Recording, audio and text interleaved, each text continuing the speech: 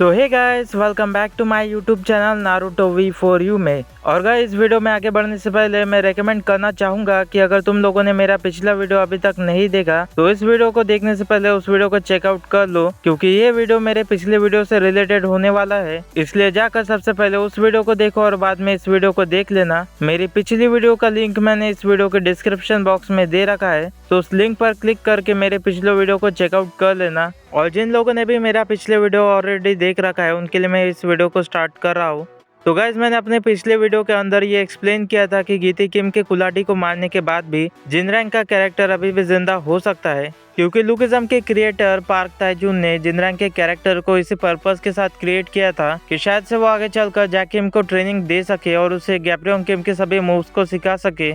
लेकिन फिर इसके बाद काफी सारे लोग कमेंट्स में बोलने लगे कि भाई जिनयोंग पार्क के पास भी तो गैब्रियोन किम के टेक्निक्स है, इसलिए वो भी जैक किम को ट्रेनिंग दे सकता है। तो देखो गाइस, ऐसा होना पॉसिबल नहीं है, क्योंकि जिनयोंग पार्क अभी मेंटली अनस्टेबल है। और चलो कुछ वक्त के लिए मैं मान भी लेता हूँ कि नेक्स्ट आर में या फिर उसके भी नेक्स्ट आर में जिनयोंग पार्क खुद को किसी तरीके से अपनी इस कंडीशन से रिकवर कर भी लेता है, बट तभी भी चांसेस है कि जिनयोंग पार्क को गैब्रियोन किम के बारे में याद दिलाने से उसकी मेंटल इलनेस फिर से स्टार्ट हो जाए, जिसके बाद वो खुद को चोट पहुंचाएगा या फिर दूसरों को, ये तो उस पर डिपेंड करता है। और इसीलिए जब तक जिनयोंग पार्क अपनी मेंटल कंडीशन से फुल्ली रिकवर नहीं कर लेता, तब तक के लिए बेहतर ये है कि जिनयोंग पार्क को उसके पास्ट मेमोरीज के बारे में कुछ भी याद ना दिलाया जाए। वही अगर डैनियल पार्क की बात करें तो डैनियल ने अभी तक गैब्रियोन किम के सिर्फ एक ही टेक्निक को कॉपी किया है, वो भी उसने बुसान आर्क में जिनरैंग को देखकर कॉपी किया था। लेकिन जिस टेक्निक को डैनियल ने कॉपी किया था बुसान आर्क में, उस टेक्निक को जैक किम ऑलरेडी यूज कर चुका है फर्स्ट एफ्लिगेट आर्क में, तो उसी सेम टेक्निक को सिखाने का कोई सेंस नहीं बनता। और गैब्रियोन किम के जिन टेक्निक्स को डैनियल पार्क ने फर्स्ट एफ्लिगेट आर्क में यूज किया था वो सब उसने अपने यूआई मोड में किया था, इसलिए शायद डैनियल को भी याद ना हो कि उसने कभी गैब्रियोन किम के फाइटिंग स्टाइल को यूज किया भी था या नहीं। इसलिए डैनियल भी जैक किम को ट्रेनिंग नहीं दे पाएगा। बट अगर डैनियल के पास गैब्रियोन किम के कुछ और मूव्स होते या फिर जिनयोंग पार्क मेंटली स्टेबल होता, तब भी चांसेस थे कि ये दोनों जैक किम को गैब्रियोन किम के फाइटिंग स्टाइल ना सिखा पाए। क्योंकि देखो यार, डैनियल पार्क और जिनयोंग पार्क दोनों ही कॉपी यूजर है, इसलिए भले ही ये दोनों गैब्रियोन किम के टेक्निक को कॉपी कर ले, बट सिर्फ टेक्निक को कॉपी कर लेने से गैब्रियोन किम के स्ट्रेंथ को मैच करना पॉसिबल नहीं है, क्योंकि उसके लिए उन टेक्निक्स को मास्टर करना पड़ता है, ना कि सिर्फ कॉपी करने से हो जाता है। और इसी रीजन के चलते बुसान आर्क में डैनियल के सभी अटैक्स जिनरैंग के सामने फेल हो गए थे, और यही सेम प्रॉब्लम जिनयोंग पार्क के साथ भी है, क्योंकि उसने भी फर्स्ट एफ्लिगेट आर्क के अंदर गैब्रियोन किम के टेक्निक्स को जैक किम के अगेंस्ट यूज किया था, बट वो अटैक्स उतने ज्यादा एक्यूरेट नहीं थे, क्योंकि अगर वो अटैक सच में एक्यूरेट होते तो जिनयोंग पार्क सिर्फ एक ही स्ट्राइक में जैक किम को नॉकआउट कर देता, बट ऐसा नहीं हुआ।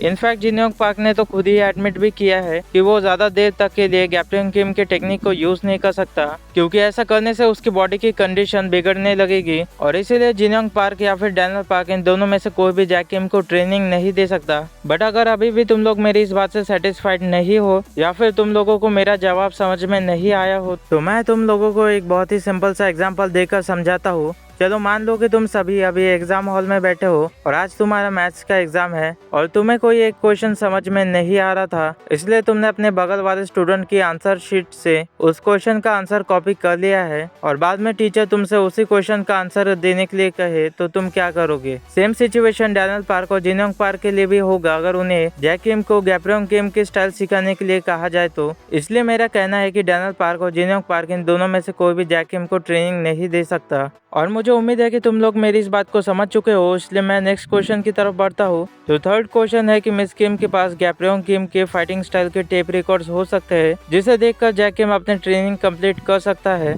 तो वेल, अगर ऐसा होता तो फर्स्ट एफ्लिगेट आर्क में ही जिनयोंग पार्क ने जैक किम को इस बारे में बता दिया होता, बट चलो मान लेते हैं कि जिनयोंग पार्क इस बारे में जैक किम को बताना भूल गया या फिर उसे बताने का मौका नहीं मिला। बट फिर भी अगर मिस किम के पास गैब्रियोन किम के टेप रिकॉर्ड्स थे तो वो अब तक ऑलरेडी जैक किम को उसे दे चुकी होती, जैसे कि उसने जेरिको उनको दिया था। और ऐसा भी नहीं है कि मिस किम को जैक किम का एड्रेस ढूंढने में कोई दिक्कत होने वाली है, क्योंकि उसे काफी सारी चीजों का आइडिया है कि कौन कहाँ पर है और क्या कर रहा है। इसीलिए हम ऐसा अज्यूम कर सकते हैं कि मिस किम के पास गैब्रियोन किम के टेप रिकॉर्ड्स नहीं है। फिर इसके बाद आता है fourth and last question. Tom Lee भी जैक किम को ट्रेनिंग दे सकता है, बट वो सिखाएगा नहीं। तो देखो भाई, टॉम ली को जैक किम को ट्रेनिंग देने में कोई दिक्कत नहीं, क्योंकि आफ्टर ऑल वो उसके बेस्ट फ्रेंड का लड़का है। बट सवाल ये है कि क्या टॉम ली जैक किम को गैप्रियन किम की फाइटिंग स्टाइल सिखा पाएगा? तो वेल इसका जवाब है नहीं। टॉम ली भले ही गैप्रियन किम के साथ रहा हो, मगर उसे गैप्रियन किम की फाइटिंग स्टाइल यूज करना नहीं आता। बट अगर टॉम ली चाहे तो वो जैक किम को अपनी एनिमल इंस्टिंक्ट और बीस्ट फाइटिंग स्टाइल सिखाने की कोशिश कर सकता है, बट इससे काम नहीं बनेगा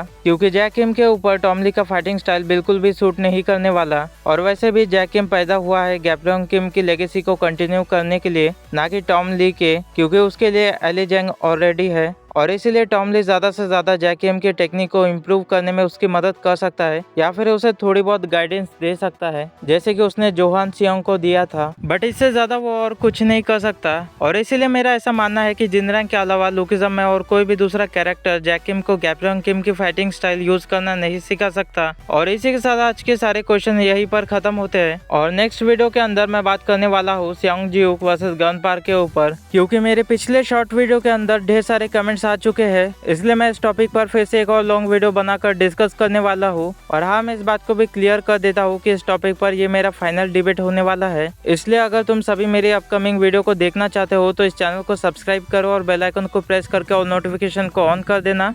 और लगे हाथों मेरे इस वीडियो को लाइक भी कर देना। बाकी मैं मिलता हूँ तुम सभी से अपने नेक्स्ट वीडियो में, तब तक के लिए गुड बाय।